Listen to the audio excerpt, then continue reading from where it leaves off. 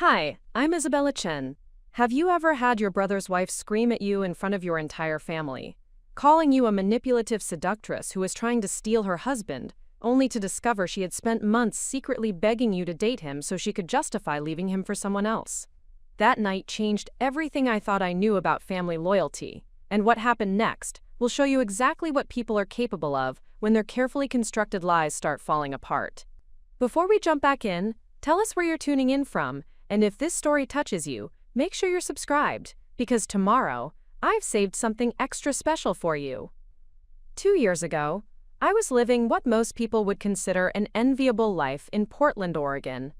At 28, I had established myself as a successful marketing consultant, specializing in sustainable business practices, working with environmentally conscious companies to help them communicate their values effectively to consumers who increasingly demanded corporate responsibility.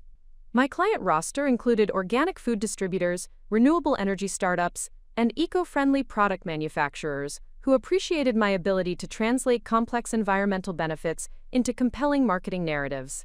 The work was fulfilling because it aligned with my personal values, but it was also financially rewarding in ways that provided genuine security and independence.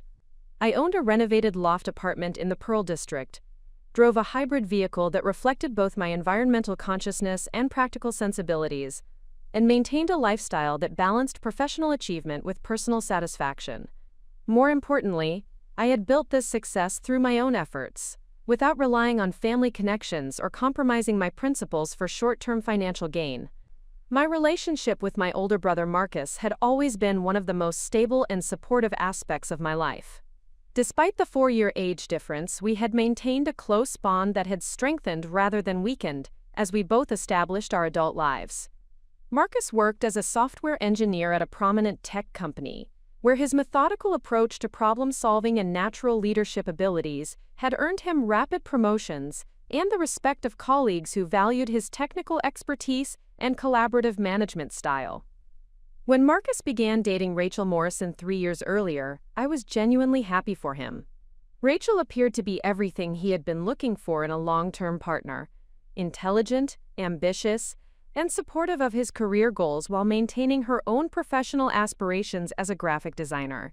She worked for a boutique advertising agency that specialized in creative campaigns for local businesses, and her portfolio demonstrated genuine artistic talent combined with commercial sensibility. During their courtship period, Rachel made consistent efforts to include me in their social activities, often suggesting that Marcus invite me to dinners, weekend outings, and holiday celebrations.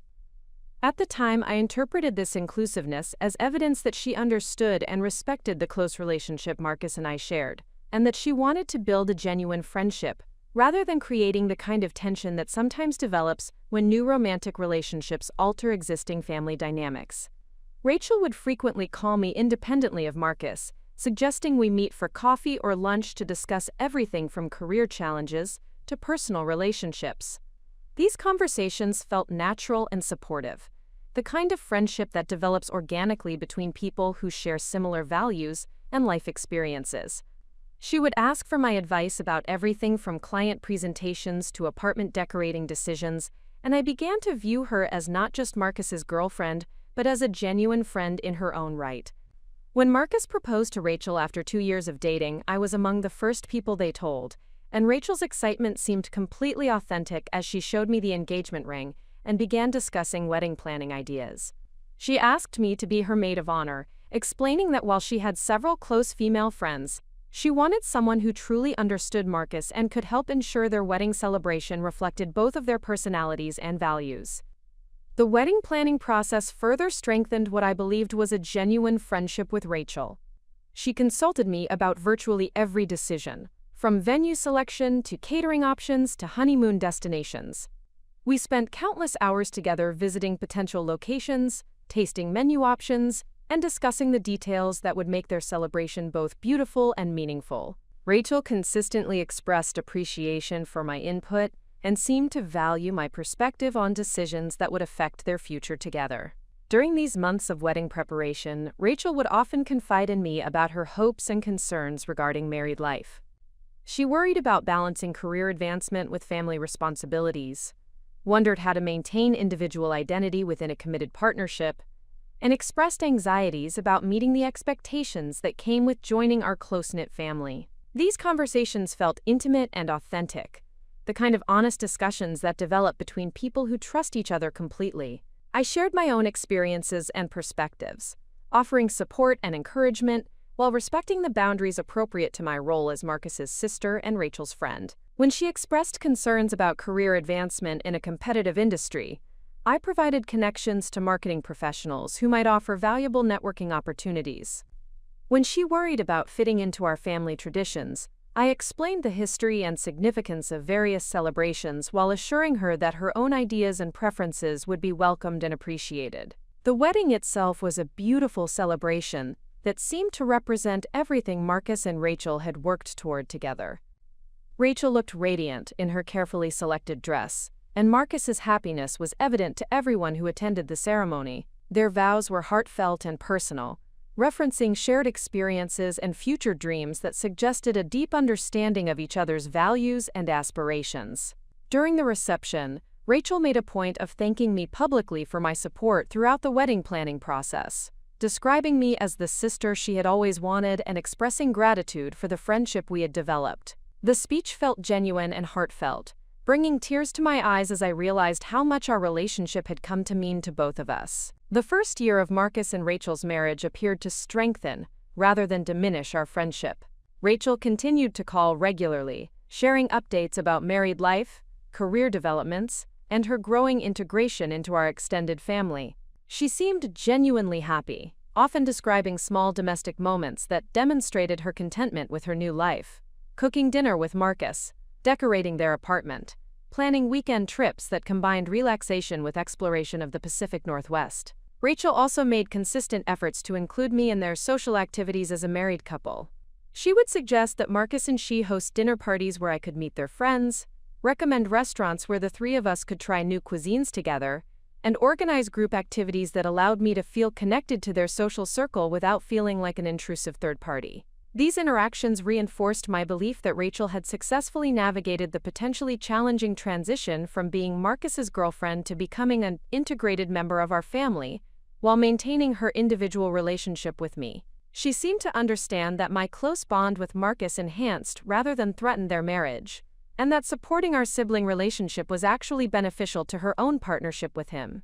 During this period, Rachel also began seeking my professional advice about marketing challenges she encountered in her graphic design work. Her agency was expanding its client base, and she wanted to understand how to position herself for advancement opportunities that would utilize her creative talents while building business development skills. I provided guidance about client relationship management, portfolio presentation strategies, and networking approaches that had proven effective in my own career development. These professional conversations further strengthened what I believed was a mutually beneficial friendship. Rachel's questions were thoughtful and demonstrated genuine interest in learning from my experience, while her insights about visual communication and creative problem-solving provided valuable perspectives that enhanced my own understanding of marketing effectiveness. Approximately 18 months after the wedding, I began to notice subtle changes in Rachel's communication patterns and social behavior. Her phone calls became less frequent, and when we did speak, the conversations felt shorter and more superficial than the intimate discussions we had previously shared. When I suggested getting together for lunch or coffee, she often cited scheduling conflicts or work commitments that prevented immediate meetings, while promising to call soon to arrange alternative times. Initially, I attributed these changes to the natural evolution of relationships as people settle into new routines and responsibilities.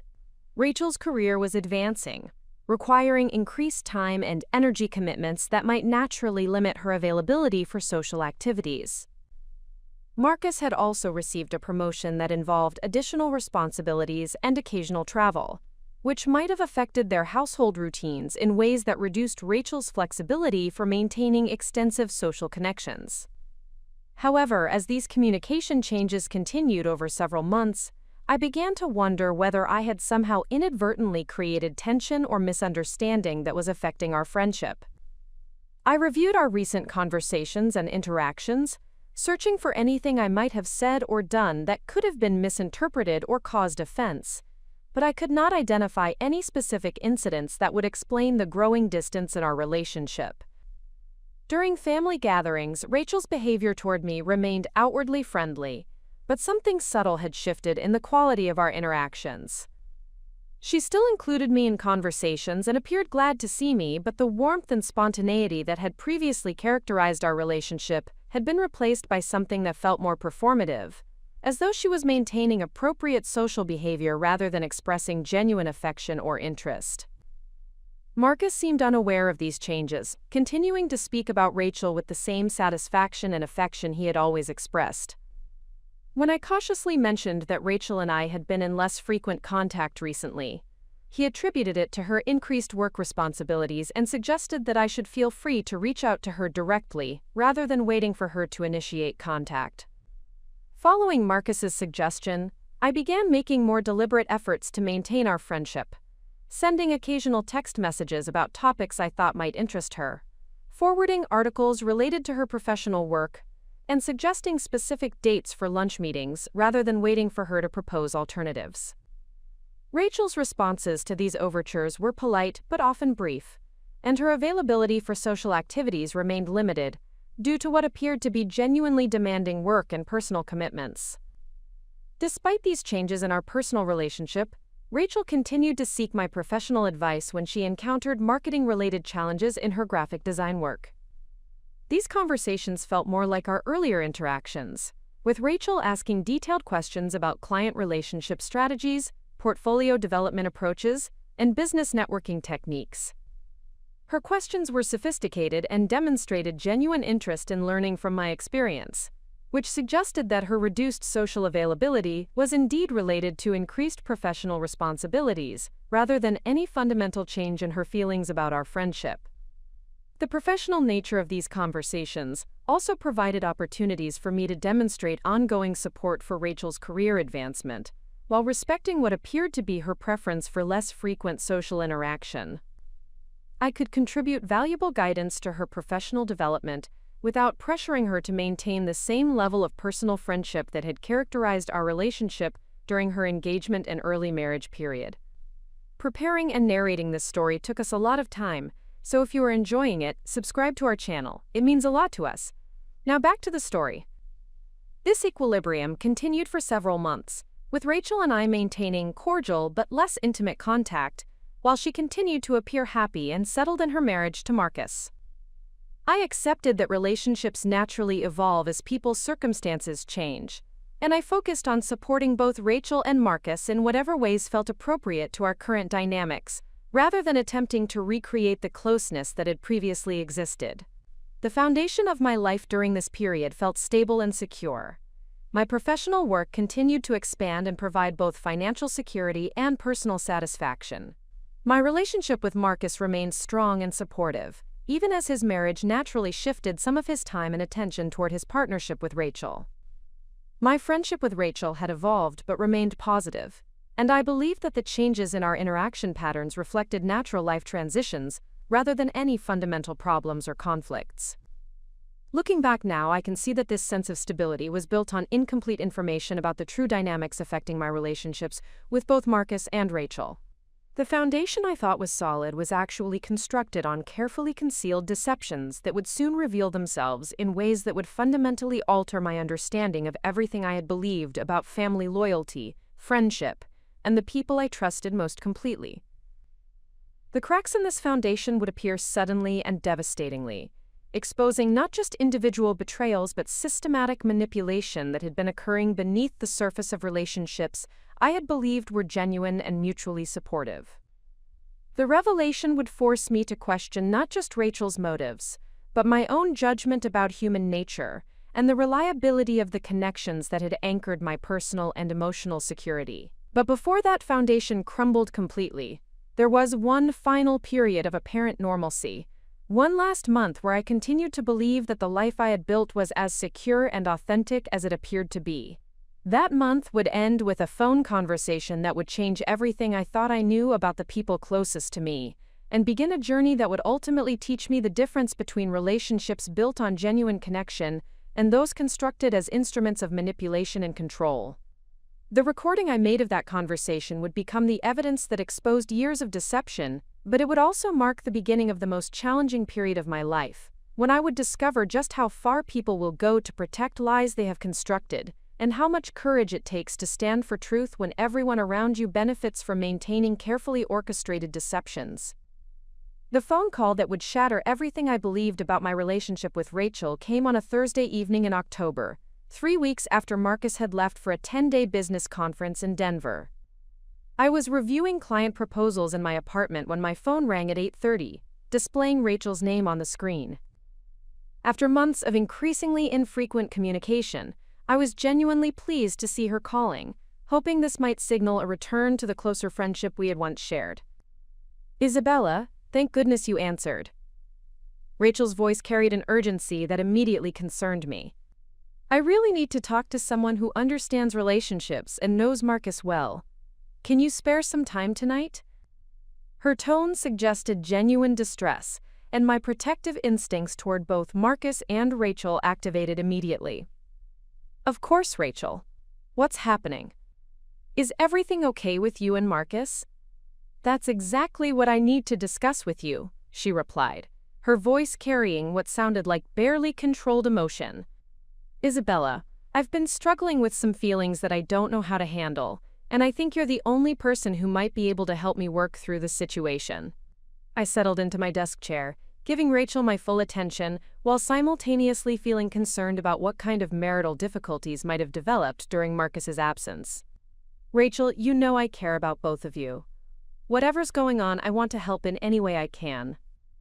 Isabella, I need to be completely honest with you about something that's been affecting my marriage for months now," Rachel began, her voice taking on the intimate tone she had used during our closest friendship period. "I've been having feelings that I know are inappropriate, but I can't seem to control them or make them go away." The phrase "inappropriate feelings" in the context of her marriage immediately alarmed me, and I began preparing to provide whatever support might help Rachel work through whatever emotional challenges were affecting her relationship with Marcus. "Rachel, marriage counseling can be incredibly helpful for working through complicated emotions. Have you considered speaking with a professional therapist?" "Isabella, you don't understand," Rachel interrupted, her voice becoming more intense. "The feelings I'm having aren't about Marcus. They're about someone else. Someone who's been part of our lives since the beginning of our relationship." My concern deepened as I began to understand that Rachel might be confessing to romantic feelings for another person, a situation that would require delicate handling to protect both her marriage to Marcus and her emotional well-being. "Rachel, having complicated feelings doesn't make you a bad person. What matters is how you choose to handle those feelings. Isabella, the person I have feelings for is you." The words hit me with such unexpected force that I initially thought I had misheard her statement. "Rachel, I'm not sure I understand what you mean." "Isabella, I've been attracted to you since the first time Marcus introduced us," Rachel continued, her voice now carrying a confessional quality that felt both intimate and disturbing. "At first, I thought it was just admiration for your intelligence and professional success, but over the past year I've realized that what I'm feeling is much more than friendship or professional respect."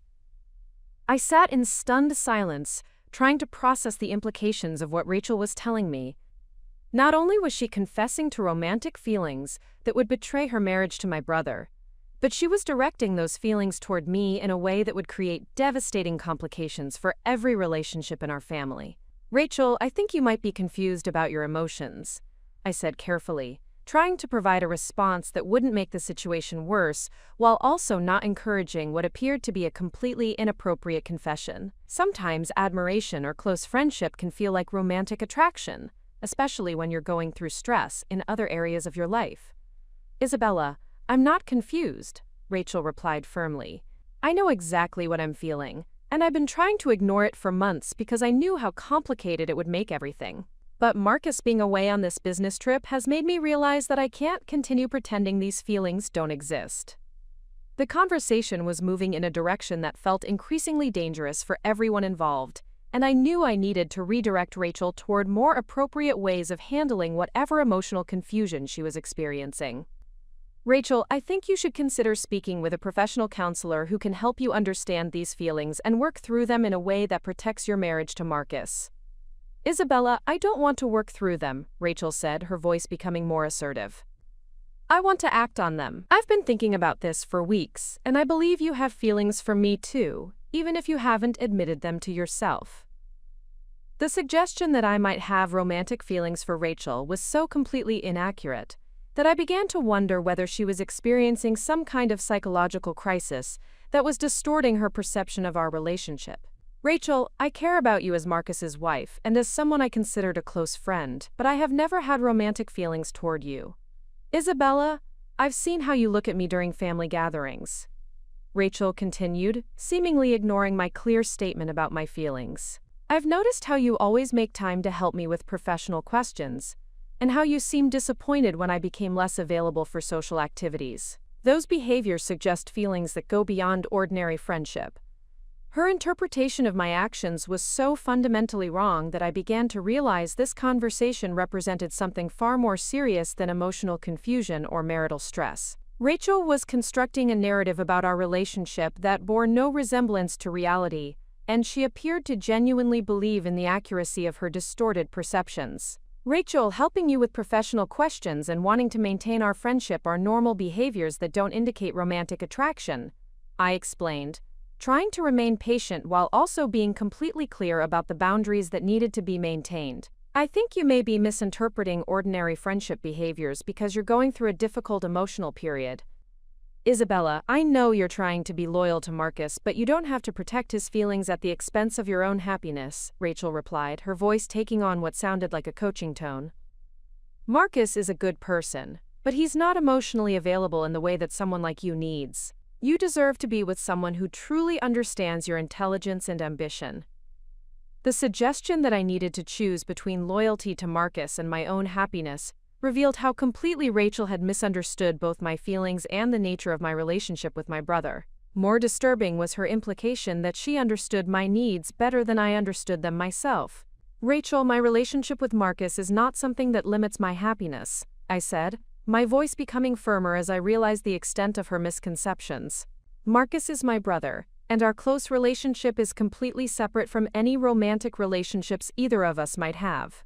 Isabella, I understand that admitting feelings for me would feel like betraying Marcus, but sometimes we have to choose authenticity over family loyalty, Rachel continued, her voice taking on what sounded like therapeutic language. I've been researching this situation, and emotional attraction between family members through marriage is more common than people realize. The phrase emotional attraction between family members was so inappropriate and disturbing that I began to feel genuinely alarmed about Rachel's mental state. She appeared to be constructing psychological justifications for feelings and behaviors that were completely outside the boundaries of appropriate family relationships. Rachel, there is no emotional attraction between us, I stated clearly, hoping that direct communication might help her understand the reality of our situation. What you're describing as attraction has never existed from my perspective, and I think you need professional help to understand why you're interpreting normal friendship behaviors as romantic signals. Isabella, I can hear in your voice that you're scared to admit your true feelings, Rachel replied, her tone becoming more confident rather than less. I understand that fear, because I've been living with it for months. But we don't have to continue denying what's between us. Her increasing confidence in the face of my clear denials suggested that this conversation was not going to end with Rachel accepting reality and seeking appropriate help. Instead, she appeared to be interpreting my resistance as confirmation of her theories about my supposed hidden feelings. Rachel, I need you to listen to me very carefully, I said, adopting the most serious tone I could manage. I do not have romantic feelings for you. I have never had romantic feelings for you. What you're describing as signals or attraction has never existed from my perspective. You are married to my brother, and even if I did have such feelings, which I do not, acting on them would be completely inappropriate. Isabella, I know this is scary, but I've already made peace with ending my marriage to Marcus, Rachel said, her voice carrying what sounded like relief rather than the distress such a decision should have caused. I've realized that I married him because he was safe and stable, but what I really need is someone who challenges me intellectually and emotionally the way you do. The casual mention of ending her marriage to Marcus was so shocking that I initially couldn't formulate a response. Rachel was discussing the destruction of her relationship with my brother as though it were a minor lifestyle adjustment, rather than a devastating betrayal of vows and trust. Rachel, you cannot be serious about ending your marriage based on imaginary feelings between us, I said, my voice rising despite my attempts to remain calm. You're talking about destroying multiple relationships based on a complete misunderstanding of normal friendship behaviors. Isabella, I am completely serious, Rachel replied, her voice becoming more animated. I've been planning this conversation for weeks, thinking through exactly how to approach you about the situation. I know that admitting mutual attraction will feel overwhelming at first, but once we acknowledge what's between us, we can figure out how to handle the practical complications. The word planning was particularly disturbing, suggesting that Rachel had been constructing this fantasy about our relationship over an extended period rather than experiencing a sudden emotional crisis. She had been deliberately cultivating what she believed was a romantic connection, while I remained completely unaware of her intentions. Rachel, there are no mutual feelings to acknowledge and no practical complications to handle, I said, trying once more to establish clear boundaries. What you need to handle is getting professional help to understand why you've developed these inappropriate feelings and how to work through them without destroying your marriage. Isabella, I can tell that you're trying to protect everyone's feelings, but you're actually making the situation more painful for all of us by denying what's obvious. Rachel continued, her voice taking on a tone that suggested she believed she was providing helpful guidance. Marcus deserves to be with someone who's genuinely attracted to him, and you deserve to be with someone who appreciates your intelligence and ambition. Her suggestion that she was acting in Marcus's best interests by planning to leave him for his sister was so twisted that I began to understand that rational conversation was not going to resolve this situation. Rachel had constructed a comprehensive narrative that justified her feelings and actions while portraying herself as acting altruistically rather than selfishly. Rachel, Marcus is genuinely attracted to you and you committed to being with him when you married him, I replied, trying to focus her attention on the reality of her existing relationship rather than her fantasies about alternative arrangements. If you're having doubts about your marriage, those doubts should be addressed through counseling, not through pursuing inappropriate relationships with other family members. Quote, Isabella, I know that Marcus thinks he's attracted to me, but our physical relationship has never felt natural or passionate, Rachel said, her voice carrying a confessional tone that made me deeply uncomfortable. I've been pretending to be satisfied, because I didn't want to hurt his feelings. But now I understand that the lack of genuine attraction was because my heart was already committed to someone else.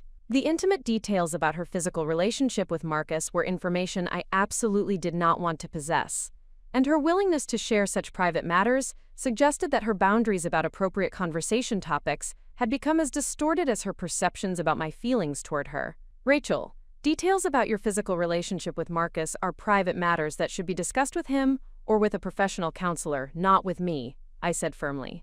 I am not the appropriate person for you to confide in about marital intimacy issues. Isabella, you're exactly the right person to discuss this with because you're the person I want to be intimate with, Rachel replied, her voice becoming more direct. I need you to understand that what Marcus and I have is friendship and compatibility. But what you and I could have is genuine passion and intellectual connection.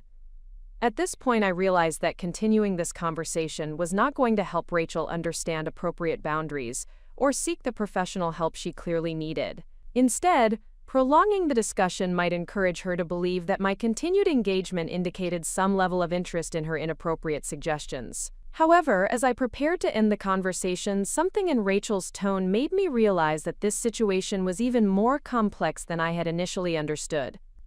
Her confidence in discussing the end of her marriage and her certainty about my supposed feelings suggested that this was not a spontaneous emotional crisis, but a carefully planned approach to a situation she had been considering for an extended period. Rachel, I'm going to end this conversation now because it's not appropriate for me to continue discussing these topics with you, I said, reaching for my phone to hang up. Isabella, please don't hang up, Rachel said quickly, her voice shifting to a pleading tone. I know this is overwhelming, but I need you to understand how long I've been thinking about this and how carefully I've planned our transition from the current situation to something that will make us both happier. The word transition was particularly alarming, suggesting that Rachel had developed specific plans for how this imaginary relationship would develop. Rachel, there is no transition to plan because there is no relationship to develop. I am not interested in pursuing anything beyond appropriate family friendship with you. Isabella, I understand that you're scared, but I've already figured out how to handle the practical complications. Rachel continued, seemingly ignoring my clear statement of disinterest. I know you're worried about hurting Marcus, but I've been preparing him for the end of our marriage by gradually reducing our emotional intimacy over the past several months. This revelation was so disturbing that I felt momentarily unable to respond. Rachel was admitting that she had been systematically undermining her marriage to Marcus as preparation for pursuing a relationship with me that I had never indicated any interest in developing. Rachel, you have been deliberately damaging your relationship with Marcus based on feelings that exist only in your imagination, I said, my voice filled with horror at the implications of what she was telling me. You need to stop this behavior immediately and seek professional help to understand why you've been sabotaging your marriage. Isabella, I haven't been sabotaging anything, Rachel replied, her voice becoming defensive. I've been preparing for a natural transition that will ultimately make everyone happier. Marcus has already started to notice that our relationship feels different, and when I explain that we've both outgrown our marriage, he'll understand that divorce is the best option for everyone involved. The casual way she discussed manipulating Marcus's perceptions and emotions revealed a level of calculated cruelty that I had never suspected existed in someone I had considered a close friend. Rachel had been systematically destroying her marriage while presenting herself as a victim of uncontrollable feelings. Rachel, what you're describing is emotional manipulation and betrayal, I said, no longer attempting to maintain a gentle tone. You have been deliberately harming Marcus while planning to blame your actions on feelings that I do not share and have never encouraged. Isabella, I know you're upset because this situation is complicated, but once you accept that we belong together, you'll see that everything I've done has been necessary to create the opportunity for our relationship to develop. Rachel replied, her voice taking on a soothing tone that felt completely inappropriate given the severity of what she was admitting. At that moment, I realized that documenting this conversation might be essential for protecting both Marcus and myself from whatever additional manipulation Rachel might be planning. Without informing her of my intentions, I activated the recording function on my phone, knowing that preserving evidence of her admissions might be crucial for addressing the damage she had already caused. The recording would capture not only her inappropriate confessions about her feelings toward me, but also her admissions about deliberately undermining her marriage to Marcus and her detailed plans for manipulating the situation to serve her desires. This evidence would become essential when Rachel's manipulations escalated beyond private phone conversations to public accusations designed to destroy my reputation and relationships. But in that moment, I simply knew that I was dealing with someone whose relationship to truth and appropriate behavior had become so distorted that protecting myself and Marcus would require documentation of exactly what Rachel was planning and how far she was willing to go to achieve her imaginary romantic objectives. The morning after Rachel's devastating phone call, I woke with the grim realization that I needed to warn Marcus about what his wife had revealed during our conversation. However, before I could determine the most appropriate way to approach such a delicate situation, my phone began ringing with a series of calls that would expose the true scope of Rachel's manipulative strategy. The first call came from my mother, Patricia Chen, at 7:30 in the morning. Her voice carried a tone of concern, mixed with confusion, that immediately put me on alert. Isabella, I received a very disturbing call from Rachel last night. My mother began without her usual pleasantries. She seemed quite upset and mentioned that you had been making inappropriate advances toward her. I told her that must be some kind of misunderstanding, but she insisted that you had been pursuing her romantically for months. The audacity of Rachel's lie took my breath away. Within hours of confessing her inappropriate feelings toward me and admitting that she had been deliberately undermining her marriage to Marcus, she had called my mother to present a completely inverted version of events that portrayed me as the aggressor in a romantic pursuit that existed only in her imagination. Mother, that is absolutely untrue, I said, my voice steady despite the shock of learning how quickly Rachel had moved to control the narrative. Rachel called me last night to confess romantic feelings toward me, which I firmly rejected. I never made any advances toward her, and I have never had inappropriate feelings about my brother's wife. My mother's pause was longer than I had expected. And when she spoke again, her tone suggested that she was struggling to reconcile conflicting versions of events. Isabella, Rachel was very specific about incidents where you had allegedly made suggestive comments or behaved inappropriately during family gatherings. She mentioned particular conversations and gestures that she interpreted as romantic interest. The fact that Rachel had prepared specific false examples of my supposed inappropriate behavior indicated that her manipulation strategy was far more sophisticated than I had initially realized. She had not simply made general accusations but had constructed detailed fabrications designed to make her lies appear credible and specific. "Mother, I would like you to consider the source of these accusations," I replied carefully. "Rachel has never mentioned any discomfort with my behavior during the years we have known each other. In fact, she has consistently sought out my company and advice. Does it seem logical that someone who was genuinely uncomfortable with inappropriate advances would continue to pursue closer friendship and professional mentoring?" My mother's response revealed the effectiveness of Rachel's strategic approach. "Isabella," Rachel explained that she had been trying to maintain family harmony by not addressing your behavior directly, but that your advances had become more persistent recently, and she felt she needed to seek support from family members.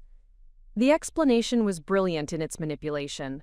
The comments made at recent family gatherings about marriage motivations and family contributions were completely inappropriate and reflected assumptions that we now understand were entirely without foundation. Eleanor continued, specifically addressing behavior that had prompted my decision to reveal information that would correct their fundamental misunderstandings. Her direct acknowledgement of inappropriate behavior provided foundation for rebuilding family relationships based on mutual respect and accurate understanding, while establishing expectations for future interactions that would reflect appreciation for my character and achievements, rather than suspicion about motivations that had never been accurate. James observed this family processing with visible relief about finally addressing tensions that had been affecting our marriage while creating opportunities for authentic relationships based on complete information rather than partial understanding that had enabled inappropriate assumptions and hurtful behavior patterns. "Mother, Father, I hope you can understand how difficult it has been to watch Isabella endure questions about her character and motivations when the reality of her circumstances and achievements exceeded anything our family had accomplished in terms of both financial success and social impact through business activities," James stated, his voice reflecting years of accumulated frustration about family dynamics that had placed him in impossible positions between loyalty to his wife and relationships with his parents. His expression of these feelings created opportunity for comprehensive family processing of how misconceptions had affected all relationships, while establishing framework for transformed interactions that would serve everyone's interests through mutual respect and appreciation for individual contributions and achievements. The conversation continued with detailed discussion of specific companies and initiatives that I had supported, revealing systematic attention to problems affecting vulnerable populations and environmental challenges that traditional business approaches were not adequately addressing through conventional profit-motivated strategies. Richard's examination of renewable energy projects that had brought electricity to rural communities while generating exceptional financial returns demonstrated recognition of business models that created value for society while building wealth through innovation rather than resource extraction or market manipulation that characterized many traditional investment approaches. Eleanor's growing understanding of educational technology platforms that served students with diverse learning needs reflected appreciation for work that addressed problems she had observed through volunteer activities but had not previously recognized as areas where business innovation could create solutions that served both social needs and financial sustainability requirements. The documentation review revealed patterns of investment decisions that consistently prioritized opportunities where exceptional financial returns aligned with meaningful social impact, demonstrating systematic application of values that Eleanor and Richard claimed to support through their own charitable activities and community engagement efforts. This alignment between my business philosophy and their stated values created foundation for genuine relationship development based on shared principles and mutual respect, rather than hierarchical assumptions about social status and financial contributions that had characterized their previous treatment of me throughout our marriage.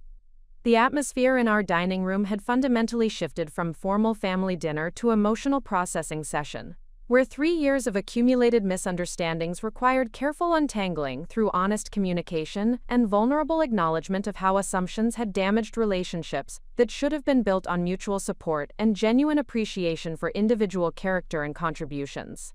Eleanor's hands trembled slightly as she reached for her water glass, the physical manifestation of emotional processing that was occurring as she confronted the magnitude of her misjudgments about my character and the profound inappropriateness of behavior that had been based on fundamental misconceptions about my motivations and circumstances.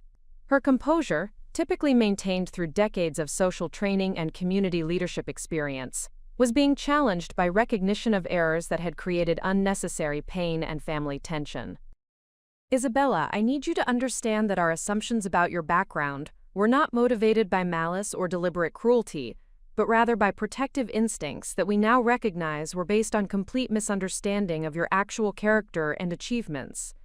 Eleanor began, her voice carrying the emotional vulnerability that genuine apologies required when addressing serious relationship damage. Her explanation revealed the psychological mechanisms that had enabled 3 years of inappropriate treatment, while acknowledging that good intentions could not excuse behavior that had been fundamentally unjust, based on the reality of my circumstances and contributions to family well-being. The protective motivation she described reflected common patterns among wealthy families, who worried about exploitation and opportunistic relationships that threatened family resources and social position. Our concerns about protecting family legacy and ensuring that marriages brought mutual benefit rather than one-sided advantage created a framework for evaluating your relationship with James that completely failed to recognize your actual capabilities and contributions. Eleanor continued, demonstrating growing awareness of how their evaluation criteria had been both inappropriate and inaccurate. Richard's processing of this information followed analytical patterns that reflected his business background and systematic approach to problem-solving. When confronted with evidence that required fundamental reassessment of previous conclusions and strategic adjustments based on new information that contradicted established assumptions. Isabella, from a purely objective standpoint, the investment performance documented in these reports represents achievement that commands respect within professional circles where exceptional results are recognized and valued appropriately. Richard stated, his professional assessment providing foundation for personal acknowledgement of errors in judgment that had shaped his treatment of me throughout our family relationship. His willingness to acknowledge professional respect for my achievements created opening for addressing more personal aspects of family relationships, and the emotional damage that had been caused by assumptions about my character that had never been based on accurate information or fair evaluation of my actual contributions to family welfare and social responsibility. However, recognizing your professional capabilities does not address the personal dimensions of how our assumptions and behavior have affected you as an individual and as James's wife. Richard continued, demonstrating understanding that relationship repair required emotional acknowledgement beyond simply adjusting business-related assessments of my capabilities and achievements. The conversation was evolving from information sharing toward emotional processing that would be necessary for rebuilding family relationships based on authentic understanding and mutual respect,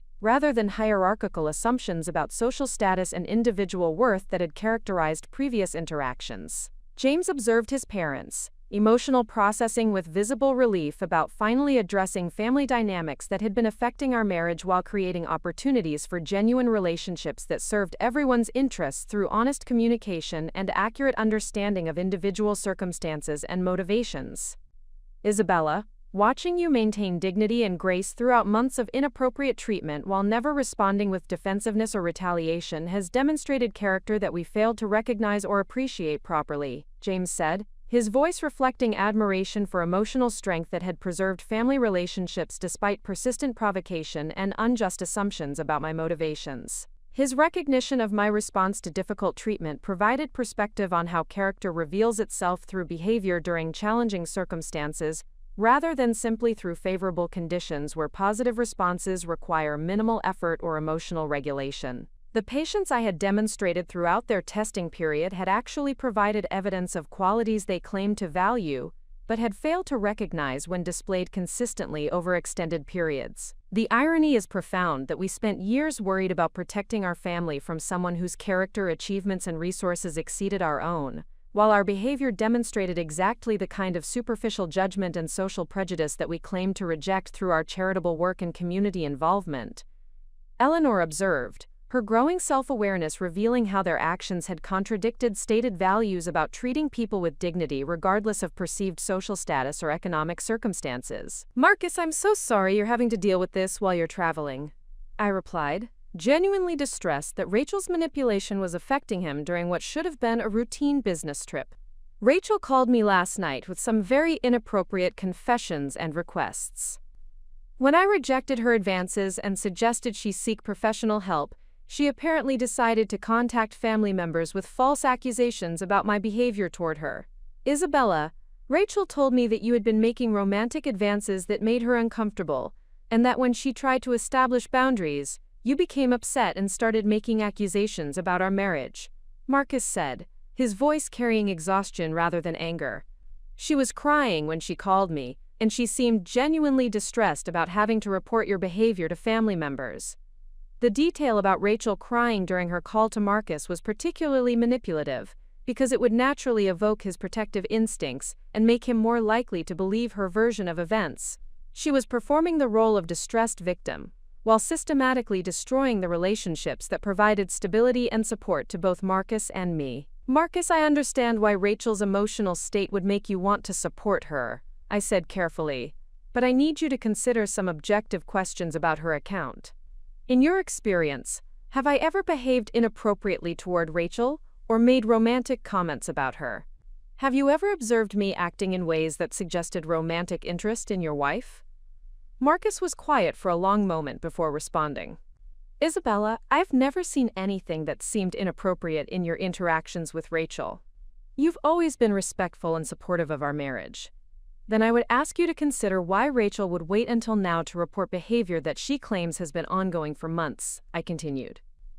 "If she was genuinely uncomfortable with my conduct, wouldn't it make sense for her to have discussed it with you immediately, rather than suffering in silence while continuing to seek my company and advice?" "That's a fair point," Marcus acknowledged, his voice carrying the first note of skepticism about Rachel's account. "Rachel has mentioned several times recently how much she values your professional guidance and friendship. It would be strange for her to continue pursuing closer contact if she was uncomfortable with your behavior. However, before I could provide additional perspective on Rachel's manipulation, Marcus received another call that he needed to take for his business conference. We agreed to continue our conversation that evening, when he would have more privacy and time to discuss the situation in detail. The pattern of calls that morning revealed the systematic nature of Rachel's manipulation campaign. She had not simply made false accusations but had constructed a comprehensive narrative designed to isolate me from family support, while positioning herself as a victim who deserved sympathy and protection. More disturbing was the realization that Rachel's strategy was working exactly as she had planned. By immediately contacting multiple family members with detailed false accusations, she had created a situation where my truthful account would appear defensive and self-serving, while her lies would seem credible because they were consistent across multiple conversations. The institutional machine that Rachel had activated was not a formal organization, but the informal network of family relationships that normally provided support and stability during personal crises. By systematically feeding false information into that network, she had converted my natural support system into a source of additional pressure and isolation. Understanding the scope of Rachel's manipulation helped me realize that defending myself would require more than simply providing truthful accounts of what had occurred. Rachel had prepared for the possibility that I would deny her accusations by creating explanations that would make my denials appear to be further evidence of inappropriate behavior. The sophistication of her approach suggested that this manipulation campaign had been planned well in advance of our phone conversation, possibly for weeks or months. Rachel had not simply reacted emotionally to my rejection of her inappropriate feelings, but had implemented a strategic plan designed to destroy my relationships with family members, while protecting herself from consequences for her own inappropriate behavior. The recording I had made of our conversation would become essential evidence for exposing Rachel's lies, but I was beginning to understand that simply providing contradictory information would not be sufficient to counter the systematic manipulation she had implemented. Revealing the truth would require demonstrating not just the falsity of her specific accusations, but the calculated nature of her entire campaign to control the family narrative, while pursuing her inappropriate objectives. By the afternoon following Rachel's coordinated campaign of false accusations, I realized that defending myself against her systematic lies would require professional guidance. The complexity of her manipulation strategy and the effectiveness of her narrative control suggested that this situation would escalate beyond simple family disagreements into territory that might require legal protection or professional intervention. I contacted Sarah Mitchell, an attorney who specialized in defamation and harassment cases, having been referred to her by a professional colleague who had faced similar challenges with false accusations in a business context. Sarah's office was located in a downtown Portland building that housed several law firms specializing in civil litigation, and her credentials included extensive experience with cases involving systematic character assassination and reputation damage. During our initial consultation, Sarah listened carefully as I explained the sequence of events that had led to Rachel's false accusations, including the recorded phone conversation where Rachel had confessed her inappropriate feelings and admitted to deliberately undermining her marriage to Marcus. Sarah took detailed notes and asked specific questions about the timeline of events, the nature of Rachel's accusations, and the extent of her campaign to influence family members. Isabella, what you're describing represents a sophisticated defamation strategy that goes beyond simple false accusations, Sarah explained after reviewing the information I had provided. Rachel has created what we call a preemptive narrative, designed to discredit any truthful account you might provide by portraying your honest statements as defensive lies intended to cover up inappropriate behavior. The legal terminology helped me understand why my attempts to defend myself had felt ineffective despite being completely truthful. Rachel had not simply lied about specific incidents but had constructed a comprehensive false framework that would make any contradictory information appear to be further evidence of my supposed guilt. The recording you made of Rachel's confession is potentially valuable evidence, Sarah continued, but using it effectively will require careful consideration of privacy laws and the potential for Rachel to claim that you manipulated or edited the conversation to misrepresent her statements. This revelation was disturbing because it meant that even concrete evidence of Rachel's lies and manipulation might not provide the clear vindication I had hoped for. Sarah explained that individuals who engage in systematic defamation often prepare secondary strategies to undermine evidence that contradicts their false narratives. Furthermore, Sarah added, quote, Rachel's decision to immediately contact multiple family members with false accusations creates what we call witness contamination, where the people who might normally provide character references for you have been influenced by deliberate misinformation designed to make them question your credibility.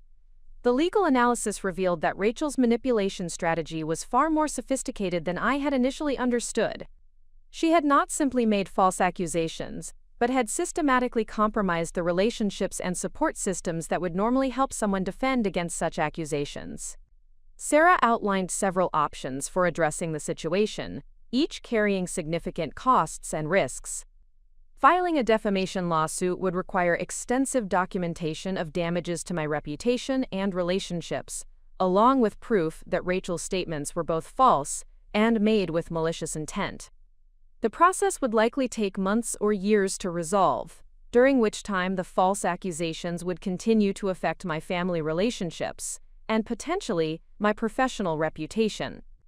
Isabella, I need to be completely transparent with you about the challenges you're facing, Sarah said, her voice carrying the gravity appropriate to the situation.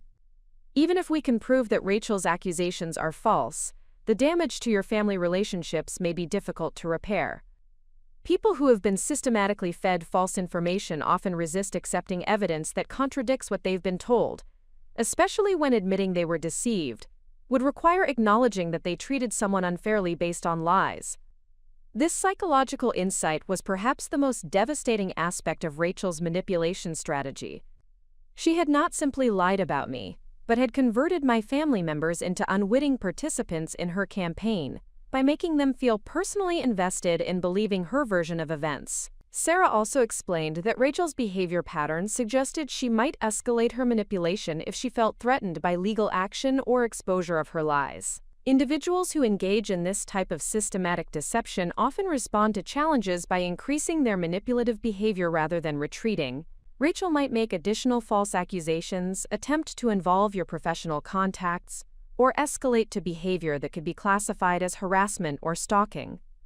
The possibility that defending myself might provoke Rachel to expand her campaign of lies was particularly troubling, because it suggested that any action I took to protect my reputation might actually increase the damage she could cause to my personal and professional relationships. However, Sarah continued, documenting Rachel's behavior and preserving evidence of her manipulation will be essential, regardless of whether you choose to pursue legal action immediately. If her behavior escalates, having comprehensive documentation will strengthen your position and provide law enforcement with clear evidence of a pattern of harassment.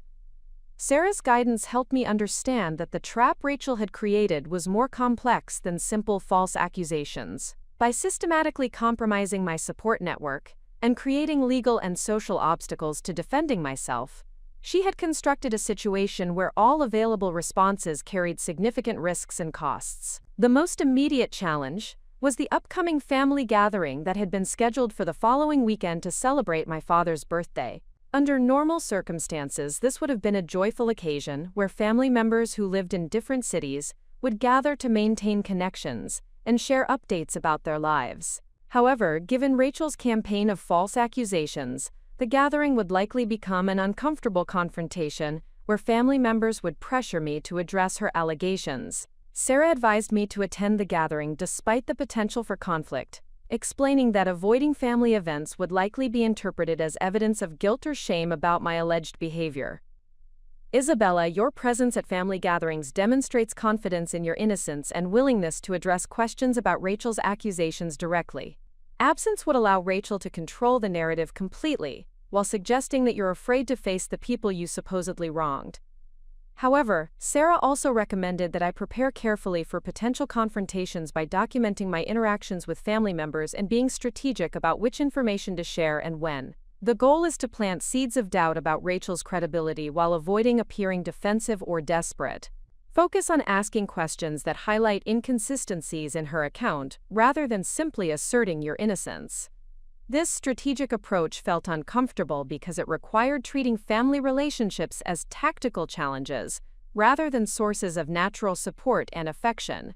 However, Rachel's manipulation had already converted these relationships into battlegrounds where truth and lies would compete for acceptance based on presentation tactics rather than objective merit. Sarah also recommended that I consider the potential impact on my professional reputation if Rachel's false accusations spread beyond family circles into my business network. Isabella, your work in marketing consulting requires maintaining credibility with clients who trust your judgment and professionalism. If Rachel decides to expand her defamation campaign to include professional contacts, the damage could affect your ability to maintain existing client relationships and secure new business opportunities. This possibility was particularly concerning because my professional success had been built through years of careful relationship building and demonstrated expertise. Unlike family relationships, which are based on historical connections and shared experiences, professional relationships depend on current reputation and perceived reliability. False accusations about inappropriate personal behavior could undermine client confidence, even if the accusations were eventually proven false. Sarah suggested developing a proactive communication strategy that would allow me to address potential questions from professional contacts before Rachel's lies could spread through business networks. If clients or colleagues hear rumors about inappropriate behavior, having a clear, brief explanation of the situation will help maintain their confidence in your professionalism while demonstrating that you're handling the matter responsibly. However, this recommendation created another layer of complexity in an already difficult situation. Proactively discussing Rachel's false accusations with professional contacts would risk spreading knowledge of the accusations to people who might never have heard about them otherwise. Yet, waiting to respond until after rumors had spread would mean addressing the situation from a defensive position where the false accusations would already have influenced perceptions. During our consultation, Sarah also addressed the emotional and psychological toll that systematic defamation can create for victims. Isabella, what you're experiencing is a form of psychological warfare designed to make you doubt your own perceptions and exhaust your emotional resources through constant stress and conflict. It's important to understand that the confusion and distress you're feeling are normal responses to an abnormal situation. This perspective was helpful because it validated the difficulty I was experiencing while providing a framework for understanding Rachel's behavior as deliberate strategy rather than emotional crisis or misunderstanding. Recognizing that her manipulation was calculated rather than impulsive helped me understand why rational conversation and emotional appeals had been ineffective in addressing the situation. Sarah recommended that I consider working with a therapist who specialized in helping victims of systematic manipulation and defamation. The psychological tactics that Rachel is using can create lasting effects on your ability to trust your own judgment and maintain confidence in your relationships with others. Professional support will help you process these experiences without allowing them to undermine your long-term emotional well-being. The suggestion that I might need therapy to recover from Rachel's manipulation highlighted the serious nature of the damage she was attempting to cause. Her false accusations were not simply temporary inconveniences but deliberate attacks designed to create lasting harm to my psychological health and relationship capacity. As our consultation concluded, Sarah provided me with detailed recommendations for documenting Rachel's future behavior and preserving evidence that might be needed for legal action or law enforcement intervention. She emphasized that maintaining detailed records would be essential regardless of which specific legal strategies I chose to pursue. Isabella, the most important thing to understand is that you're dealing with someone whose relationship to truth and appropriate behavior has become severely distorted, Sarah explained. Rachel's willingness to systematically lie to multiple family members and manipulate their emotions for her own purposes suggests that she may be capable of escalating to more serious forms of harassment or defamation if she feels threatened by your resistance to her manipulation. This warning helped me understand that the situation I was facing was not simply a family dispute that could be resolved through honest conversation and mutual understanding. Rachel's behavior represented a genuine threat to my reputation, relationships, and emotional well-being that would require strategic response and professional support to address effectively. The legal consultation revealed that Rachel had created a trap that was both comprehensive and sophisticated. By systematically compromising my support network, creating obstacles to defending myself, and preparing for potential challenges to her false narrative, she had constructed a situation where every available response carried significant risks and costs. However, understanding the nature of the trap also provided clarity about the importance of resistance. Accepting Rachel's manipulation and allowing her false accusations to go unchallenged would validate her strategy and potentially encourage her to escalate her behavior. More importantly, it would mean sacrificing my integrity and authentic relationships for the sake of avoiding conflict with someone whose behavior had revealed fundamental incompatibility with healthy family dynamics. The choice I faced was not between easy and difficult options, but between maintaining my principles despite significant costs and abandoning those principles for the sake of temporary peace that would ultimately prove hollow and unsustainable. Understanding this distinction would prove essential for developing the courage and strategic thinking necessary to navigate the challenges that lay ahead. The family gathering for my father's birthday arrived with an atmosphere of tension that was palpable from the moment I entered my parents' home.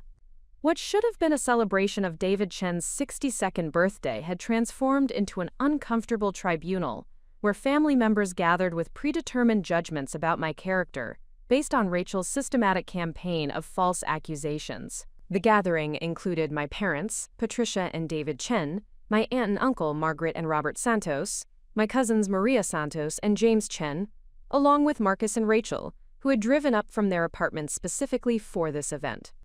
The normal warmth and spontaneous conversation that characterized family celebrations had been replaced by careful politeness and watchful observation as family members evaluated my behavior for signs of the inappropriate conduct Rachel had described.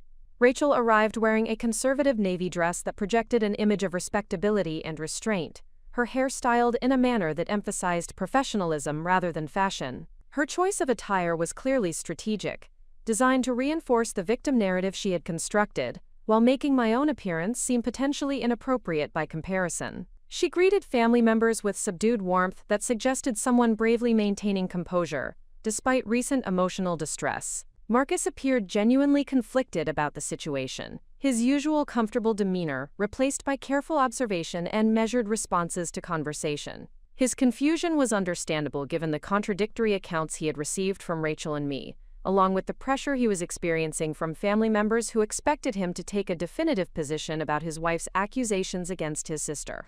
The most painful aspect of the gathering was observing how Rachel's manipulation had affected family members who had previously demonstrated consistent affection and support for me. My mother's interactions carried a formality that suggested disappointment mixed with uncertainty about how to address the allegations. My father avoided direct conversation entirely, focusing his attention on other family members in ways that felt deliberately exclusionary. My cousin Maria, who had initially expressed some skepticism about Rachel's accusations during our phone conversation, now maintained careful distance while observing my interactions with other family members. Her behavior suggested that additional conversations with Rachel or other family members had reinforced the false narrative, rather than encouraging critical examination of the accusations. The dinner conversation focused on safe topics such as work developments, neighborhood changes, and plans for upcoming holidays. However, the underlying tension was obvious in the careful way family members avoided mentioning relationships, personal challenges, or anything that might create opportunities for discussing the accusations that everyone was thinking about, but nobody was addressing directly. Rachel participated in these conversations with studied normalcy, contributing appropriate comments about professional projects and family news, while maintaining the demeanor of someone courageously participating in family activities despite recent emotional trauma. Her performance was skilled enough to reinforce her victim narrative, without appearing to seek attention or sympathy directly. The first direct confrontation occurred when my Aunt Margaret approached me privately while other family members were gathered in the living room after dinner. Margaret had always been a source of straightforward advice and emotional support, making her participation in Rachel's manipulation campaign particularly devastating. "Isabella, I need to speak with you about this situation with Rachel," Margaret began, her voice carrying the authoritative tone she typically used when addressing serious family matters. "Several of us are very concerned about what happened between you two, and we think it would be best if you acknowledged your inappropriate behavior and apologized so we can move past this conflict." The suggestion that I should apologize for behavior I had not engaged in while accepting blame for Rachel's manipulation represented exactly the outcome Rachel had been working to achieve. By positioning family members as mediators seeking resolution rather than investigators seeking truth, she had created pressure for me to accept responsibility for her lies in order to restore family harmony. "Aunt Margaret, I understand your desire to resolve family conflict, but I cannot apologize for behavior that did not occur," I replied, keeping my voice respectful but firm.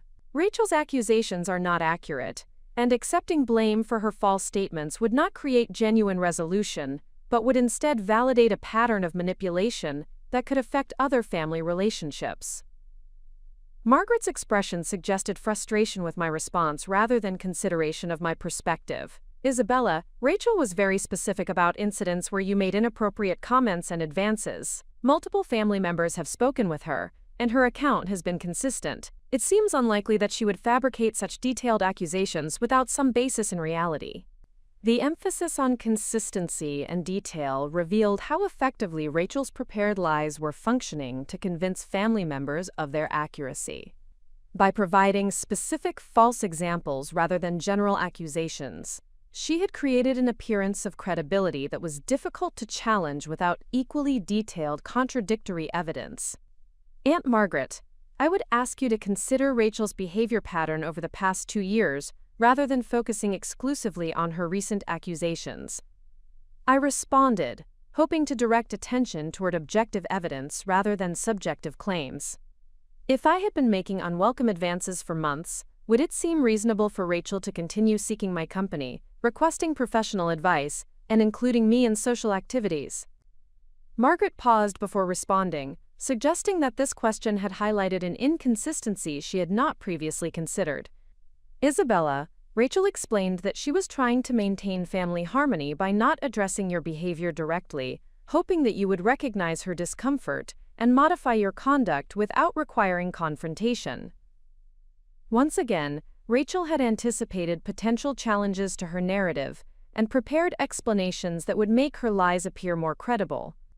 By claiming that she had been attempting to handle the situation diplomatically, she had created justification for continuing to seek contact with someone who was allegedly making her uncomfortable. The conversation with Margaret revealed the futility of attempting to counter Rachel's systematic lies through logical argument alone.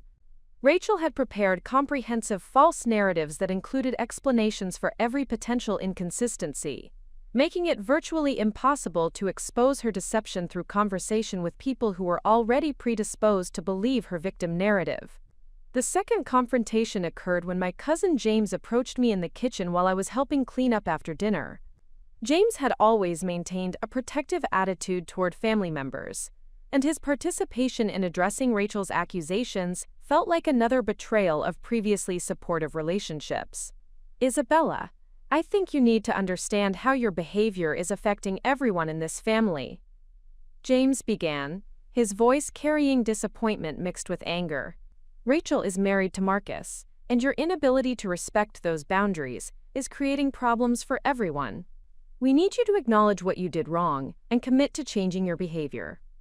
The phrase "inability to respect boundaries" was particularly galling because it suggested that I had deliberately violated clearly established limits rather than being falsely accused of behavior that had never occurred. James was accepting Rachel's narrative so completely that he was treating her accusations as established facts rather than claims that required verification. "James, I have never violated appropriate boundaries with Rachel or anyone else in this family," I replied, recognizing that defending myself required addressing both the false accusations and the assumptions underlying them. The behavior Rachel described did not occur, and her accusations represent a deliberate attempt to manipulate family relationships for purposes that have nothing to do with protecting marriage boundaries. James's response revealed how effectively Rachel's emotional manipulation had influenced family members who were normally skeptical of dramatic accusations. "Isabella, you're asking us to believe that Rachel would lie about something this serious for no apparent reason. That seems much less likely than believing that you made some inappropriate comments and are now trying to avoid taking responsibility." The logic was superficially reasonable but failed to account for Rachel's actual motivations and behavior patterns. By focusing on the implausibility of fabricated accusations while ignoring evidence of Rachel's manipulation strategy, James was applying analytical standards that favored Rachel's prepared lies over my truthful denials. "James, I would ask you to consider Rachel's actual motivations rather than assuming she has no reasons for making false accusations," I responded, hoping to encourage more comprehensive analysis of the situation. People engage in manipulation and false accusations when they believe such tactics will help them achieve objectives that they cannot accomplish through honest means. However, James's response indicated that he was not interested in examining Rachel's motivations or considering alternative explanations for her behavior. "Isabella, you're being paranoid and defensive. Rachel has no reason to lie about this, and multiple family members have confirmed that her account is consistent and detailed." The accusation of paranoia was particularly damaging because it suggested that my resistance to Rachel's false accusations represented psychological instability rather than legitimate self-defense. By framing my attempts to expose her manipulation as evidence of paranoid thinking, family members were creating additional pressure for me to accept blame for behavior I had not engaged in. The most devastating confrontation occurred when my mother approached me privately as the gathering was ending and family members were preparing to leave. Patricia Chen had always been a source of emotional support and practical guidance, making her participation in Rachel's campaign particularly painful. "Isabella, your father and I are very disappointed in your behavior and your unwillingness to accept responsibility for the problems you have created," my mother began, her voice carrying a coldness that I had rarely experienced from her. "Rachel has been nothing but kind and supportive toward you, and your inappropriate advances have put her in an impossible position." The suggestion that Rachel had been nothing but kind and supportive revealed how completely her manipulation had rewritten the family's understanding of our relationship history. My mother was accepting Rachel's victim narrative so thoroughly that she was ignoring years of evidence about Rachel's actual behavior patterns and motivations. "Mother, Rachel's accusations are false, and her victim narrative does not reflect the reality of what occurred between us," I replied, hoping that direct challenge might encourage more critical examination of the situation.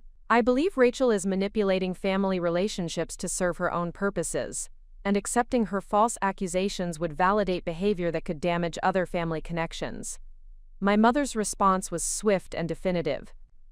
Isabella, we will not tolerate conspiracy theories about Rachel's motivations. She has provided specific examples of your inappropriate behavior to multiple family members, and her account has been consistent. Your refusal to acknowledge wrongdoing and apologize is creating additional problems for everyone.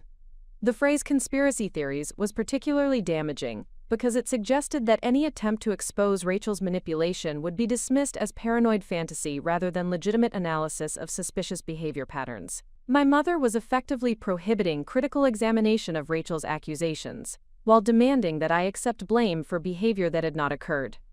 Mother, examining someone's motivations and behavior patterns is not conspiracy thinking but responsible analysis when evaluating serious accusations. I responded, trying to maintain respectful tone while also being clear about the importance of truth over family harmony. Accepting false accusations would not create genuine resolution but would instead reward manipulation and potentially encourage similar behavior in the future. However, my mother's final statement revealed that the isolation campaign had achieved its intended effect. Isabella, until you are willing to acknowledge your inappropriate behavior and apologize to Rachel, your father and I think it would be best if you limited your participation in family gatherings. We cannot continue to subject Rachel to uncomfortable situations while you refuse to accept responsibility for your actions. The threat of exclusion from family activities represented the culmination of Rachel's manipulation strategy. By convincing family members that my presence created discomfort for her while my refusal to accept blame demonstrated ongoing problematic behavior, she had positioned herself as someone who needed protection from my alleged misconduct. The drive home from my parents' house was one of the most isolating experiences of my adult life. Family members who had provided emotional support and practical guidance for 28 years had accepted false accusations about my character and behavior, while refusing to consider evidence that contradicted Rachel's carefully constructed lies. The effectiveness of Rachel's manipulation campaign exceeded even my worst expectations. Not only had she convinced family members to believe her false accusations, but she had also created social pressure that made defending myself appear to be evidence of additional inappropriate behavior. By framing my resistance as defensiveness and paranoia, she had constructed a narrative trap where any attempt to expose her lies would be interpreted as confirmation of my supposed guilt. The isolation was not simply social but psychological, as Rachel's manipulation had created doubt about my own perceptions and judgment among people whose opinions I valued and trusted.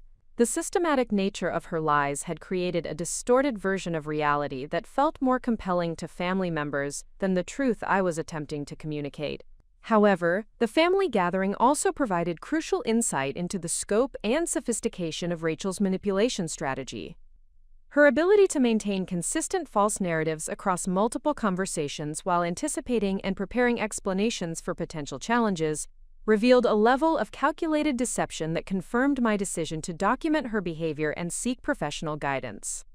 The isolation campaign had achieved its immediate objectives by compromising my relationship with family members and creating social pressure for me to accept blame for Rachel's lies. However, it had also exposed the true nature of her manipulation in ways that would eventually provide opportunities to demonstrate the falsity of her accusations and the calculated nature of her campaign to control family dynamics for her own purposes. The week following the disastrous family gathering brought a cascade of consequences that revealed the far-reaching impact of Rachel's manipulation campaign.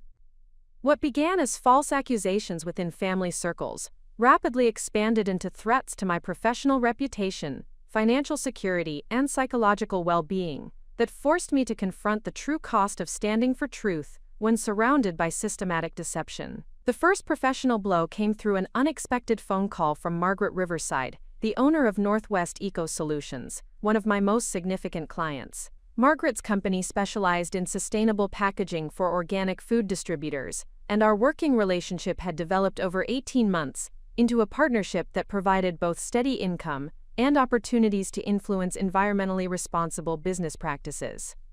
Isabella, I received some concerning information about your personal conduct, and I think we need to discuss how it might affect our professional relationship. Margaret began, her voice carrying the careful neutrality of someone delivering unwelcome news. A family member of yours contacted me to express concerns about potential boundary issues that might affect your ability to maintain appropriate professional relationships. The revelation that Rachel had contacted my business clients was so shocking that I initially struggled to formulate a response. The expansion of her manipulation campaign beyond family relationships into my professional network represented an escalation that threatened the financial foundation of my independence and career stability. Margaret, I need you to understand that the family member who contacted you has been making false accusations designed to damage my personal and professional relationships, I replied, recognizing that defending my reputation would require immediate and clear communication. The boundary issues she described did not occur, and her decision to contact my business clients represents inappropriate interference in professional relationships. Margaret's response revealed that Rachel's false narrative had been persuasive enough to create genuine concern about my professional reliability. Isabella, the person who called me, provided specific examples of inappropriate behavior and expressed concern that similar boundary violations might occur in professional settings. Given the nature of our work together, I need to be confident that you maintain appropriate professional conduct with all clients and colleagues. The phrase "similar boundary violations might occur in professional settings" demonstrated how effectively Rachel had weaponized her false accusations to threaten my career stability. By suggesting that my alleged inappropriate behavior toward her represented a pattern that could affect business relationships, she had created professional liability based entirely on fabricated personal conduct. Margaret, I have maintained exemplary professional conduct throughout my career, and my work with your company has consistently met the highest standards of professionalism and effectiveness. I responded, hoping to focus attention on objective evidence rather than subjective accusations. The family member making these accusations has personal motivations that have nothing to do with legitimate concerns about professional behavior. However, Margaret's next statement revealed the practical reality of reputation-based businesses. Isabella, I understand your position, but I need to consider the potential impact on Northwest Eco Solutions if these allegations become more widely known.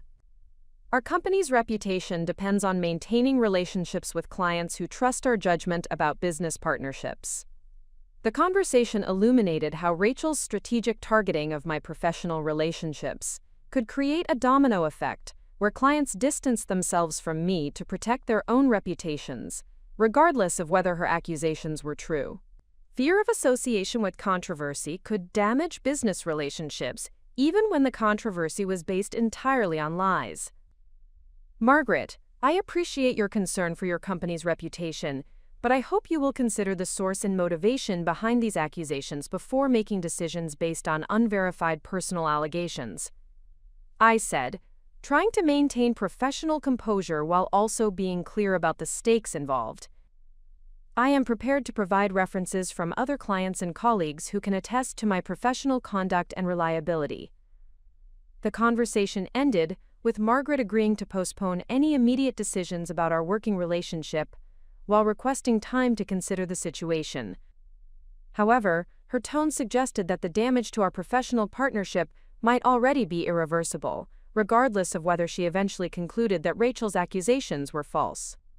The second professional impact came through a more subtle but equally damaging channel. Dr. Elena Rodriguez, the director of the Sustainable Business Consortium, where I served on the advisory board, called to discuss concerns that had been raised about my continued participation in the organization's upcoming conference on green marketing strategies. Isabella, we've received some unofficial inquiries about your personal conduct that have created concerns among board members about potential controversy at the conference, Elena explained, her voice carrying the diplomatic tone of someone navigating institutional politics. While we value your professional contributions, some members feel that unresolved personal allegations might create distractions from the conference's environmental focus.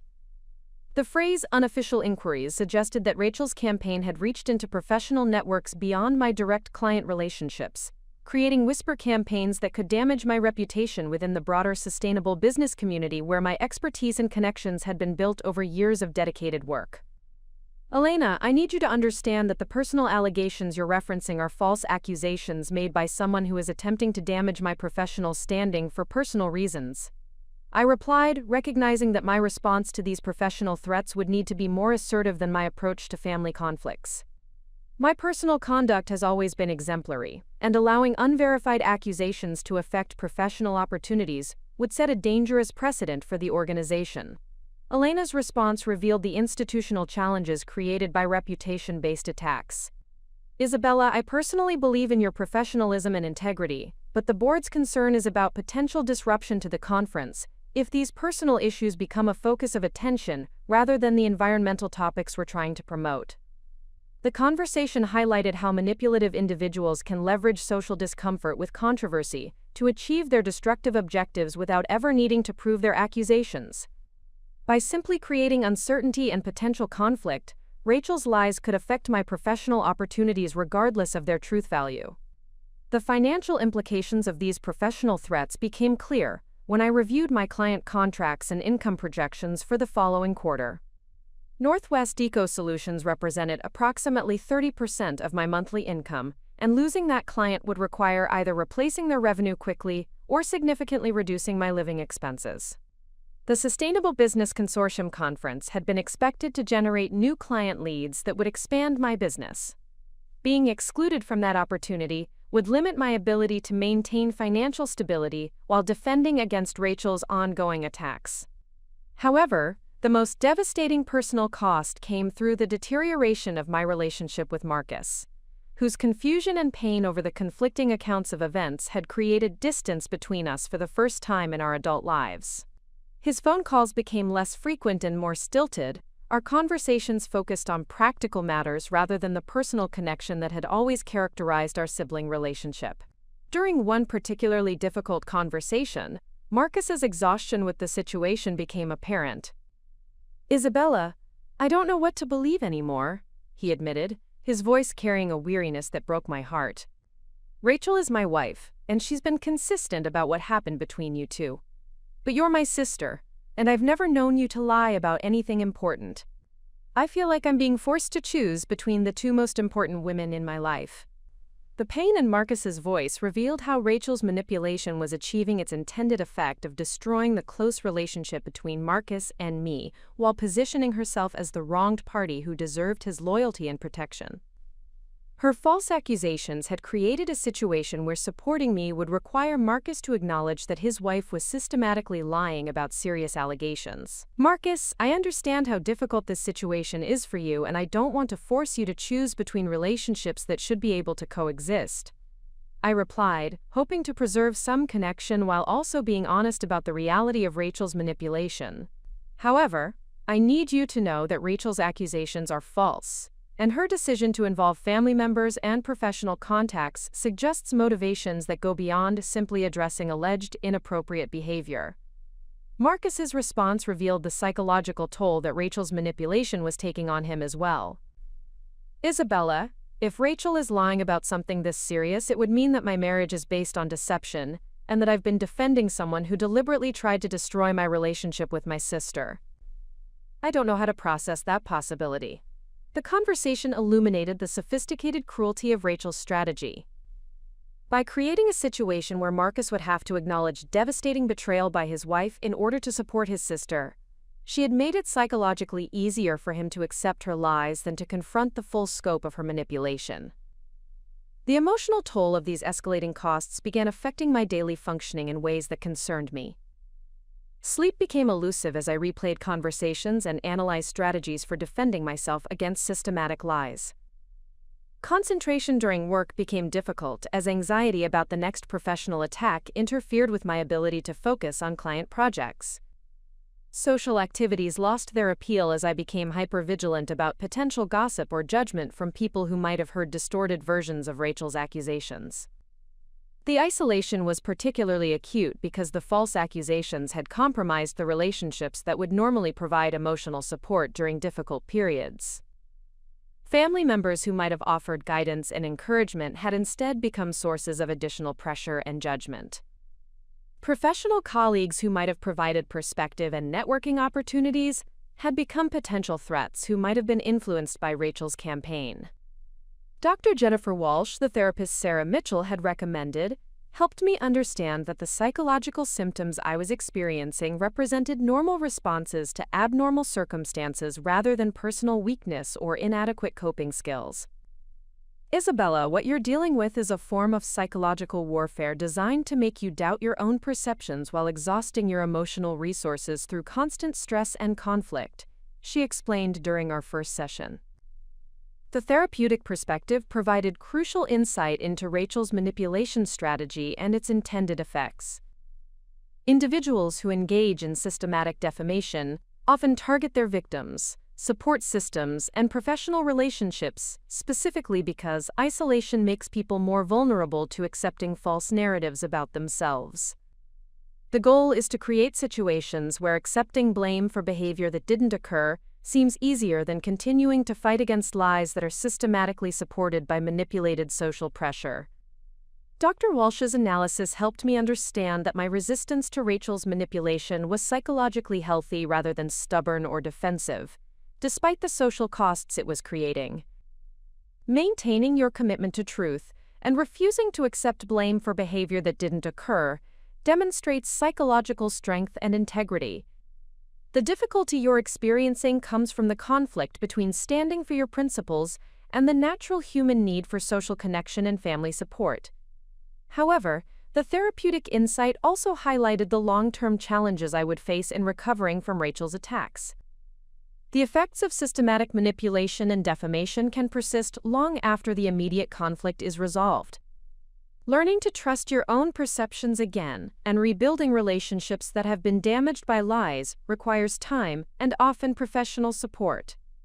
The financial cost of therapy, legal consultation, and potential income loss from professional damage created additional stress that compounded the emotional toll of Rachel's attacks. Defending myself against her false accusations was becoming expensive in ways that went far beyond the immediate social and family costs.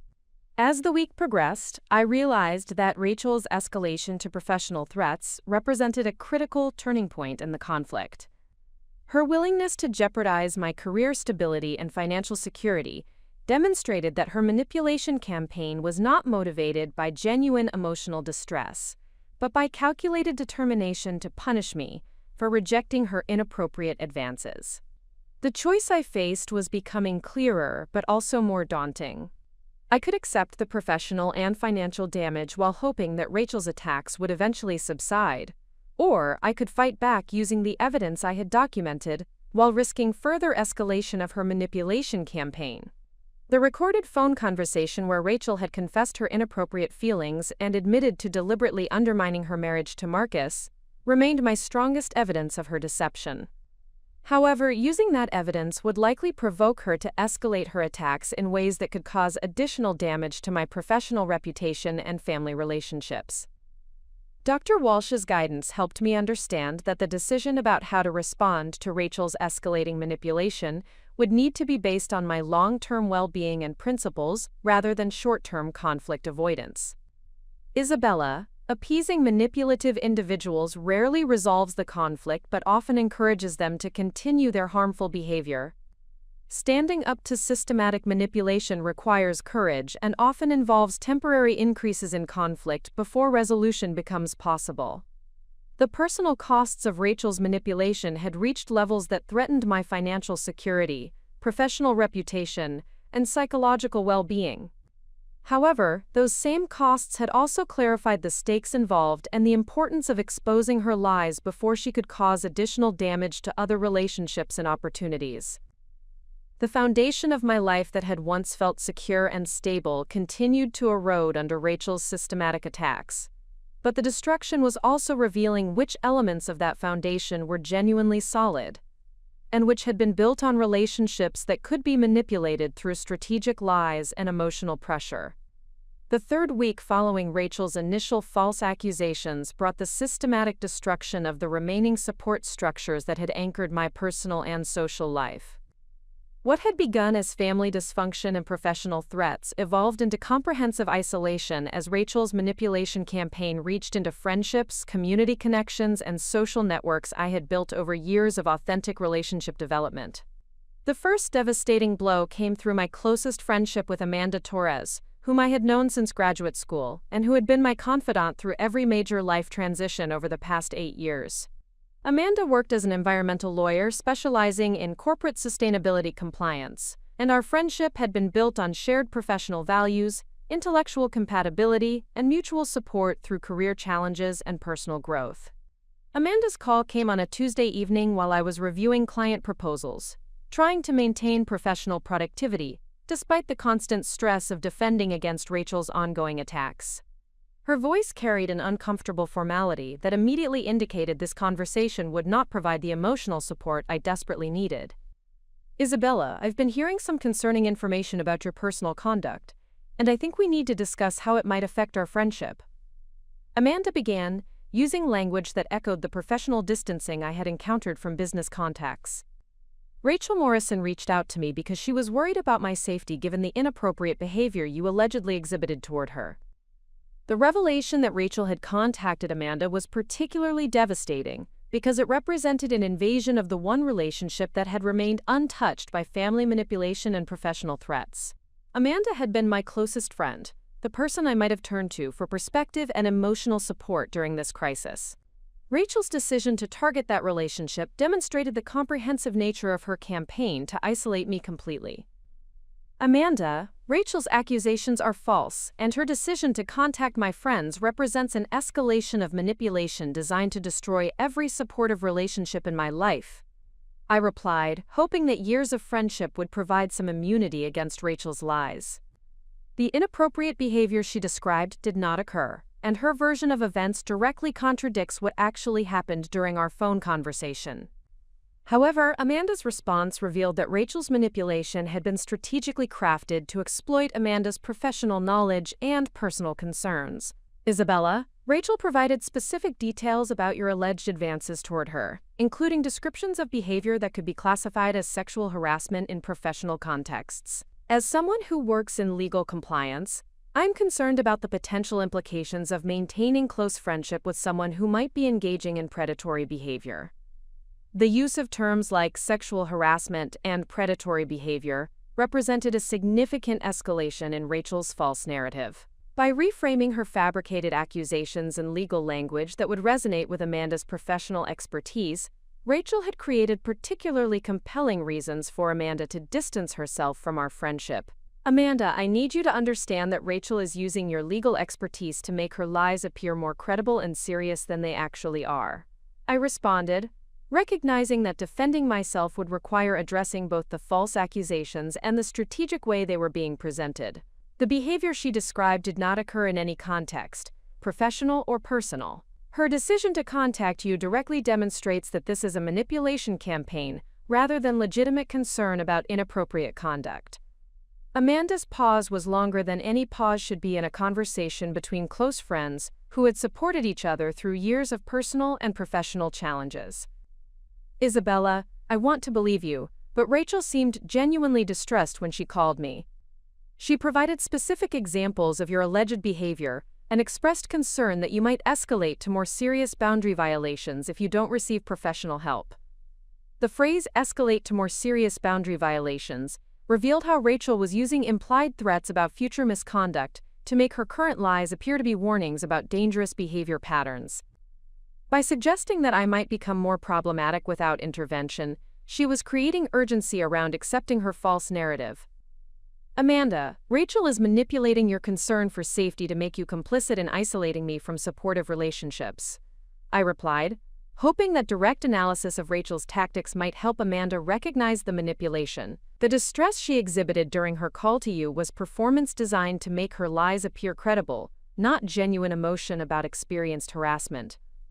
However, Amanda's final statement revealed that Rachel's strategy had achieved its intended effect. "Isabella, I think it would be best if we took a break from our friendship while you address these personal issues. I can't maintain close relationships with someone whose behavior might represent the kind of liability concerns I deal with professionally." The loss of Amanda's friendship was devastating, not only because of our personal connection, but because it represented the destruction of the relationship I had most relied upon for emotional support and objective perspective.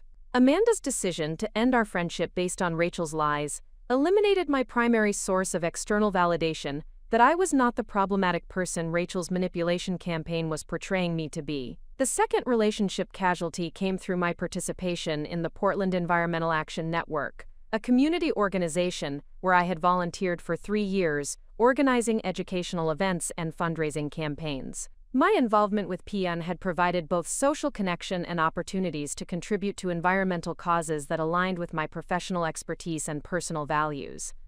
Lisa Chen, the organization's coordinator, contacted me to discuss concerns that had been raised about my continued participation in upcoming events.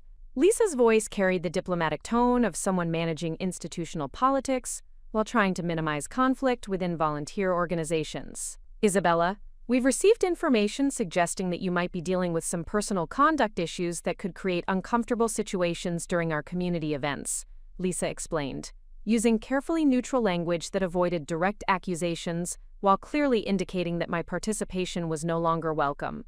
While we appreciate your past contributions, some volunteers have expressed concerns about potential inappropriate behavior that might affect the comfortable, safe environment we try to maintain. The phrase uncomfortable situations during community events demonstrated how Rachel's false accusations were being weaponized to exclude me from community activities where social comfort was prioritized over truth or fairness. By creating the possibility of awkwardness or conflict, Rachel's lies could affect my social participation regardless of their accuracy. Lisa, I need you to understand that the conduct issues you're referencing are based on false accusations made by someone who is systematically targeting my personal and professional relationships. I replied, recognizing that my response to community exclusion would need to be more assertive than my approach to family conflicts.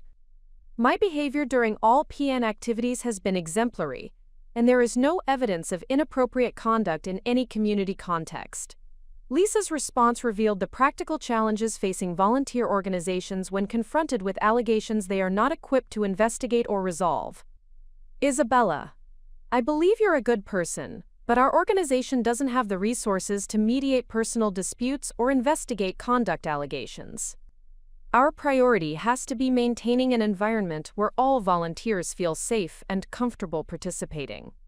The conversation illuminated how Rachel's manipulation exploited the institutional limitations of community organizations that depend on volunteer participation and harmonious relationships.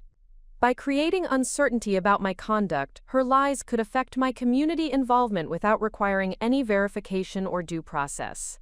The exclusion from PN was particularly painful because environmental activism had been one of the ways I connected my professional expertise with community service and social impact. Losing that opportunity eliminated another source of meaning and social connection, while reinforcing the isolation Rachel was systematically creating. The third major relationship loss occurred through my social connection with the hiking group I had joined 2 years earlier. The Cascade Mountain Club organized weekend hiking expeditions that had provided both physical activity and social connections with people who shared interests in outdoor recreation and environmental appreciation. Jennifer Walsh, one of the group's organizers, called to discuss what she described as concerning reports about personal behavior that might affect group dynamics during overnight hiking trips. Jennifer's approach was more direct than the institutional diplomacy I had encountered from professional and community contacts. Isabella, someone contacted several group members to express concerns about your personal conduct with women in social settings. Jennifer explained, her voice carrying genuine concern mixed with uncertainty about how to handle allegations she was not equipped to evaluate. Given that our hiking trips often involve shared accommodations and close social interactions, some members are uncomfortable with your continued participation. The expansion of Rachel's false narrative to include concerns about my behavior toward women in general represented another escalation in her manipulation campaign. By suggesting that her allegations indicated a pattern of inappropriate conduct toward multiple women, she was creating broader safety concerns that would make my exclusion from mixed-gender social activities appear reasonable and necessary. Jennifer, the person who contacted group members is making false accusations designed to isolate me from all social activities and relationships. I replied, recognizing that defending myself against generalized allegations would be even more difficult than addressing specific false claims. My conduct during all hiking activities has been appropriate and respectful. and there is no evidence of problematic behavior toward any group members. Jennifer's response reflected the challenge facing social groups when confronted with serious allegations. Isabella, I understand your frustration, but several members have expressed discomfort with the possibility of inappropriate behavior during trips. We have to prioritize the safety and comfort of all participants. The conversation ended with Jennifer suggesting that I voluntarily withdraw from upcoming hiking trips while working through these personal issues. The phrase "working through personal issues" implied that Rachel's false accusations represented legitimate problems that I needed to address rather than lies that I needed to expose and counter. The loss of hiking group participation eliminated another source of physical activity, social connection, and stress relief during a period when I desperately needed all three. Rachel's manipulation was systematically removing the activities and relationships that might have provided emotional support and perspective during the crisis she had created.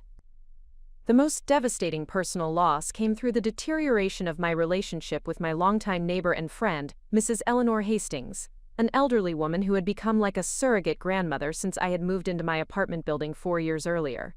Eleanor had been a source of wisdom, comfort, and practical support, often inviting me for tea and conversation when she sensed I was dealing with work stress or personal challenges. Eleanor's change in behavior was subtle, but unmistakable. Her usual warm greetings in the hallway became polite nods, and her invitations for tea disappeared entirely. When I encountered her in the building's lobby, she seemed to avoid extended conversation while maintaining surface-level politeness that suggested discomfort rather than genuine friendliness. The shift in Eleanor's behavior was particularly painful because she had never directly addressed whatever concerns might be affecting our relationship. Instead, her withdrawal was evident only through the absence of warmth and connection that had previously characterized our interactions. The uncertainty about what she might have heard or believed about me created additional anxiety while eliminating a relationship that had provided consistent emotional support. During one brief encounter in the building's mailroom, Eleanor's stiff politeness finally prompted me to address the situation directly. Mrs. Hastings, I've noticed that we haven't spent time together recently, and I'm concerned that someone might have shared information about me that has affected your comfort with our friendship. Eleanor's response was carefully measured, suggesting that she had indeed received disturbing information but was uncertain about how to address it appropriately. Isabella, I think it might be best if we maintained a more neighborly distance while you work through whatever personal challenges you might be facing. The phrase "personal challenges" indicated that Eleanor had been given information that portrayed Rachel's false accusations as legitimate problems requiring my attention and resolution. Eleanor's withdrawal represented the loss of another source of unconditional support and practical wisdom during a crisis when such resources were desperately needed. The systematic destruction of my support network had achieved Rachel's apparent objective of creating comprehensive isolation that would make accepting blame for her false accusations appear to be the only path toward restoring social connection and family harmony. By targeting friendships, community involvement, and neighborly relationships, she had eliminated the external validation and emotional support that might have helped me maintain confidence in my own perceptions and judgment. However, the comprehensive nature of Rachel's attacks also provided crucial insight into the calculated and strategic nature of her manipulation campaign. The coordination required to contact multiple unconnected individuals and organizations with consistent false narratives demonstrated that her behavior was not emotional reaction or temporary distress, but deliberate campaign designed to destroy my life systematically. Dr. Walsh's therapeutic guidance became increasingly important as the isolation deepened.